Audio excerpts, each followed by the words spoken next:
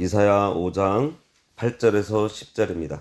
가옥에 가옥을 이으며 전토에 전토를 더하며 빈틈이 없도록 하고 이 땅 가운데에서 홀로 거주하려 하는 자들은 화 있을진저. 만군의 여호와께서 내 귀에 말씀하시되 정령이 허다한 가옥이 황폐하리니 크고 아름다울지라도 거주할 자가 없을 것이며 열을 가리 포도원에 겨우 포도주 한 바트가 나겠고 한 호멜의 종자를 뿌려도 간신히 한 에바가 나리라 하시도다. 오늘 말씀의 제목은 홀로 거하려는 자의 화입니다. 지난 시간 1절에서 7절의 말씀에서는 하나님께서 좋은 열매가 맺을 수 있는 모든 조건을 만들고 극상품 포도를 심었는데 들포도를 맺은 이스라엘에게 하나님께서 정의와 공의를 요구하셨지만 이스라엘은 포악과 불의한 재판으로 백성들이 부르짖도록 했습니다. 오늘 보게 될 말씀은 이스라엘이 정의와 공의를 행하지 않고 포악함으로 백성들이 부르짖게 한 죄에 대해서 6가지 화를 입게 될 것을 전하고 있어요. 오늘은 그중 첫 번째 화에 대해서 보겠습니다.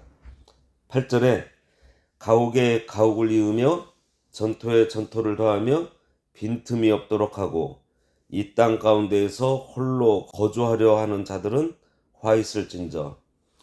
가옥에 가옥을 이으며 전토에 전토를 더한다는 것은 더 좋은 집, 더 많은 집을 소유하려고 하고 전토를 점점 더 확장시켜서 더 많은 토지를 소유하려고 하는 그러한 것으로 욕심을 따라가고 재물을 모으는 데만 급급한 것을 말하는데 이러한 자가 받을 화에 대한 말씀이에요.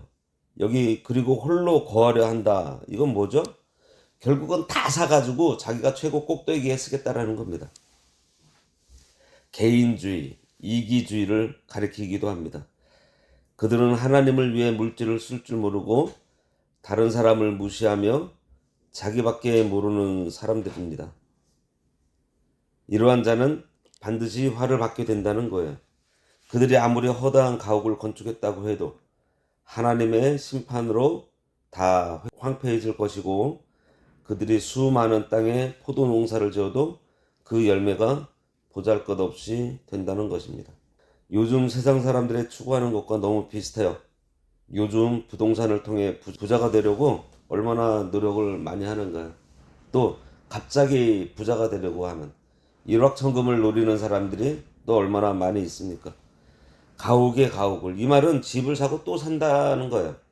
자기들 살 집은 한 채만 있으면 될 텐데 또 사고 또 사서 더 가지려 하다 보니 탐욕의 종이 되고 말아버린 것입니다. 또 거기다 전토에 전토를 더했다 그랬어요. 우리나라 사람들은 이 말씀이 이해가 잘 안 될 수도 있어요. 내 돈 주고 땅을 사는 것이 왜 범죄인가 의아할 수 있습니다. 땅은 많을수록 좋고 또 사고 또 사야 재산을 증식시킬 수 있잖아요. 그런데 유대 땅에서는 매매가 금지되어 있습니다. 그냥 매매가 금지된 것이 아니라 내가 한번 이 땅을 샀을 경우 영원히 나의 소유가 될 수가 없어요. 왜냐하면 가나안에 들어갈 때 하나님께서 제비를 뽑아서 각 지파들에게 땅을 분부해 주셨습니다.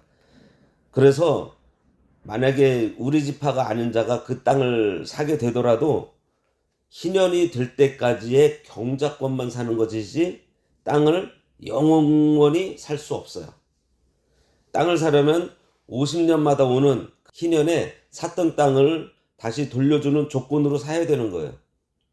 혹시 누군가가 노름을 해서 땅을 팔아먹었어도 희년이 되면 저절로 그에게 돌아갑니다. 만일 그가 없다 그러면은 그의 후손에게 돌아가게 되어 있어요. 그런데도 이스라엘 사람들은 이러한 하나님의 말씀, 하나님께서 정해진 것을 저버리고 불순종해서 집을 사고 또 사서 모으고 땅을 자꾸 사서 모으고 희년이 되었는데도 돌려주지 않아서 있는 자는 점점 부해지고 가난한 사람은 점점 더 가난해진 거예요. 이들은 탐욕의 종이 되어서 하나님께서 맡기신 재물을 가지고 자기 마음대로 집을 사고 또 사고 땅을 사고 또 샀지만 그 탐욕이 채워지지 않으니 만족할 수 없습니다. 돈과 재물의 종이 되면 아무리 많이 모아도 만족함이 없어요. 늘 부족한 것 같고 또 더 많은 것을 소유하려는 그 탐욕에 빠지게 됩니다. 성도는 하나님께서 주시는 것으로 만족하는 사람이 아니라 주시는 하나님으로 사는 자들이 성도입니다. 만물의 주인이신 하나님께서 우리의 아버지 되시니 하나님으로 만족하고 때를 따라 내려주시는 은혜에 감사하며 사는 사람들이 성도예요. 성도인 우리는 탐욕을 채우려 하지 말고 내게 주신 것이 많던지 적던지 크던지 작던지 늘 감사하게 여기고 그것을 바로 사용해야 합니다. 우리는 하나님께서 주신 것을 참 많이 가지고 있어요. 하나님께로부터 받은 것이 무엇이 있는지 한번 헤아려 보시기 바랍니다. 이 땅에 올 때 자기 몸 말고 뭐 하나라도 더 가지고 오신 분 계신가요? 이 세상 사람들은 태어날 때 모두 빈손으로 옵니다. 그것을 생각하면 지금 저 같은 경우도 가지고 있는 것이 너무나 많아요. 지금 제가 입고 있는 옷부터 시작해서 너무 많은 것들을 소유하고 있습니다. 그리고 여러 은사도 주셔서 일하며 살아가게 해주셨고요. 주위에 또 많은 사람도 주셔서 외롭지 않게 해주셨습니다.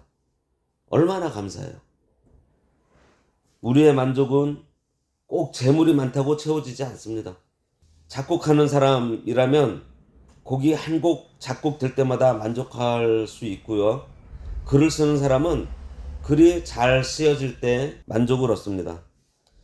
물질 만능주의가 세상을 지배하기 전에는 예술가들은 가난해도 예술 자체가 주는 기쁨으로 사는 멋이 좀 있었는데 요사이는 예술가도 돈, 선생님도 돈, 심지어 하나님의 사역자들도 돈하니 생활의 참 멋이 다 사라진 것 같아요.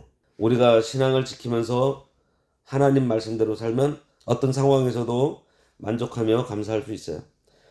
그러나 그렇지 않고 물질주의, 세상주의로 흐르게 된다면은 무엇이든지 우리가 비교하게 돼서 불만이 넘치고 맙니다. 오늘 말씀은 이사야 당시의 부자나 집권자들, 즉 집을 사고 또 사고 전토를 사고 또 사면서 가난하고 약한 자들의 것을 착취하면서 채워지지 않는 자신의 탐욕을 채워가면서 자신만 생각하다가 탐욕의 종이 되어 혼자만 만족하려는 자들에게 내려지는 경고예요. 9절에 만군의 여호와께서 내 귀에 말씀하시되 정령이 허다한 가옥이 황폐하리니 크고 아름다울지라도 거주할 자가 없을 것이며, 여기에 내 귀에 말씀하시되는 명백하게 알아듣도록 말씀하다라는 뜻입니다. 정령이는 나의 삶으로 맹세한다는 의미로 반드시라는 뜻이 있어요. 이사야는 이 단어를 사용하므로 인간의 과도한 욕심 그리고 탐심에 대한 하나님의 심판이 반드시 임할 것이라는 것을 명백하게 선포하고 있는 것입니다. 허다한 가옥이 황폐하리니 크고 아름다울지라도 거할 자가 없을 것이며, 그들이 홀로 거하려고 가옥을 많이 지었지만 전쟁이 일어나서 그 집들이 부서지게 될 것이고 집이 혹시 남아있더라도 그 집에 거할 사람이 없게 된다는 것입니다. 대적에게 대부분의 사람은 포로로 잡혀가 버리고 죽어버리니 집에 들어가 살 자가 없어서 빈집으로 남게 된다는 거예요. 무엇을 말하는 거죠? 하나님께서 주신 것을 자족하며 감사할 줄 모르고 탐심에 사로잡혀서 채워지지 않는 욕심을 채우려 하고 자기만 살려고 하는 이기적인 삶은 많은 것을 소유하게 된 것 같지만 결국은 자기 것이 되지 못하고 사용도 못하게 된다는 거예요. 지금도 많은 사람들이 돈을 벌기는 하는데 누리지를 못합니다. 돈은 사용하라고 주신 것인데 사용하지 않고 모으는 데만 급급하다가 자신은 써보지도 못하고 자식들에게 아니면 다른 사람들에게 주고 가는 그러한 경우 많이 보시지 않았나요? 지식도 쌓아놓고는 써먹지 못하는 사람들도 많이 있어요. 대학에서 자기 전공을 살려 배운 것으로 살지 못하고 사는 사람들이 얼마나 많아요. 또 가정을 이루기는 했는데 그 속에서 안식을 누리지 못하는 사람들도 너무 많이 있습니다. 그것은 다 내게 주신 것을 보지 않고 내게 없는 것을 추구하면서 갖지 못할 것을 갖고 싶어서 안타까워하며 탐욕을 품고 허욕을 품음으로 오는 결과입니다. 그렇게 탐욕으로 재산을 불리고 이기적으로 사는 자들에게 내려지는 화입니다. 10절 열흘가리 포도원에 겨우 포도주 한 바트가 나겠고 한 호멜의 종자를 뿌려도 간신히 한 에바가 나리라 하시도다. 열흘가리란 말은 밭이 너무 커서 소로 밭을 열흘 동안이나 갈아엎는다라는 말이에요. 열흘이나 소로 갈아엎는 땅이니 아마도 한 몇만 평은 되지 싶은데 그렇다면은 몇 수십 트럭분의 수확을 얻어야 할 텐데 겨우 한 바트만 거두었으니 정말 기가 찰 노릇입니다. 한 바트는 두말 한 대예요. 그 큰 밭에서 두말하고 한 대밖에 거두지 못하니 얼마나 한심해요. 그 넓은 밭에 있는 포도를 다 따서 포도주를 짜보니 마실 수 있는 포도주가 겨우 두말 한 대만 나온 것입니다. 탐욕을 품어 많이 얻으려고 했는데 하나님께서 주시지 않으니 얻지 못하는 거예요. 또 한 호멜 지기에는 간신히 한 에바가 나리라 하시도다 했습니다. 여기서 나오는 이 단위 바트는 액체를 재는 단위이고 호멜이나 에바는 가루를 잴 때 쓰는 단위로 한 호멜은 21말 정도입니다. 그러한 많은 수확을 할 수 있는 밭에서 겨우 한 에바만 거두게 되었다는 거예요. 에바는 두말 한 대인데 그 정도밖에 거두지 못했으니 평균에서 10%만 거두게 된 거예요. 예를 들면은 우리나라 단위로 10섬을 거둬야 할 밭에서 한 섬밖에 나지 않았다는 것이에요. 그러니 농사를 망친 것입니다. 탐욕을 가지고 많이 모아도 하나님께서 은혜 주시지 않으면 모든 것이 다 허사라는 것입니다. 거기에 대한 교훈이 되는 말씀이 성경에 많이 있는데요. 오늘 한번 살펴보도록 하겠습니다. 잠언 1장 19절에 보면 이익을 탐하는 모든 자의 길은 다 이러하여 자기의 생명을 잃게 한다고 했습니다. 이익을 따라가는 것은 새가 그물로 날아 들어가는 것과 같아서 그물에 걸려 생명을 잃어버리게 됩니다. 이것은 진리를 떠나서 탐욕을 따라 이익만 따라가면 올무에 걸려 영적 생명을 잃게 된다라는 것이에요. 잠언 21장 6절에는 속이는 말로 재물을 모으는 것은 죽음을 구하는 것이라 곧 불려 다니는 안개라 그랬습니다. 사람들이 탐욕을 부려 속여 가면서까지 모으지만 그 결과가 안개같이 사라져 버리고 만다는 겁니다. 또 잠언 23장 4절에도 보면 부자 되기를 애쓰지 말고 내 사사로운 지혜를 버리라고 했어요. 디모데전서 6장 9절에 부하려고 하는 자들은 시험과 올무와 여러 가지 어리석고 해로운 욕심에 떨어지나니 곧 사람으로 파멸과 멸망에 빠지게 하는 것이라고 했습니다. 우리는 부하려는 생각 버리고 있는 바를 족한 줄로 알고 하나님의 나라 그의 의를 구하여야 할 것입니다. 그렇다고 돈 벌지 말라는 말은 절대 아니에요. 열심히 일해서 돈 벌어야 합니다. 또 열심히 일하고 땅을 경작하고 수고하는 것이 또 하나님의 뜻이에요. 하지만 욕심으로 편법을 쓰거나 불의한 방법으로 돈을 빨리 벌려고 하지 말라는 거예요. 왜죠? 잠언 23장 5절에 내가 어찌 허무한 것에 주목하겠느냐? 정령이 재물은 스스로 날개를 내어 하늘을 나는 독수리처럼 날아간다고 했습니다. 불의하게 모은 재물은 쉽게 날아가 버립니다. 하나님 보시기에 불의하게 모은 재물은 때가 되면 날아가도록 하셨어요. 가끔 그런 경우 해보신 적 있지 않나요? 길 가다가 돈을 주었을 때요. 그 돈은 어느 순간에 없어져요. 저도 그랬던 경험이 좀 있는데 쉽게 벌어진 돈들은 바로 하나님께서 걷어가 버리십니다.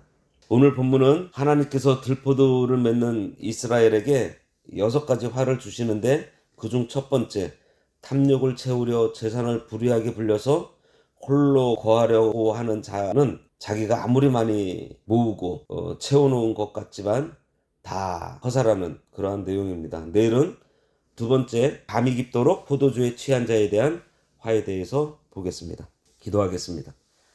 하나님 아버지, 하나님께서 저희의 아버지가 되시고 주인이 되셔서 저희들의 필요를 따라 늘 채워주시고 부족하지 않게 해주시는데 우리들은 그것에 자족하지 못하고 나에게 없는 거 돌아보면서 그것을 얻고자 탐심으로 사고 얻기를 계속하고 있사오니 하나님 그러한 저희들에게 욕심을 제하여 주셔서 하나님만으로 만족하며 사는 성도들 될 수 있도록 도와주시옵소서. 들포도를 맺은 이스라엘에게 하나님께서 주시고자 하는 화가 있다면은 좋은 열매를 맺는 자들에게 주시는 상도 있음을 저희들이 알아서 하나님께서 요구하시는 정의와 공의를 행함으로 극상품 포도 열매를 맺어 하나님께서 누리게 하시는 그 영광과 복을 누리며 사는 저희들 되도록 인도하여 주시옵소서.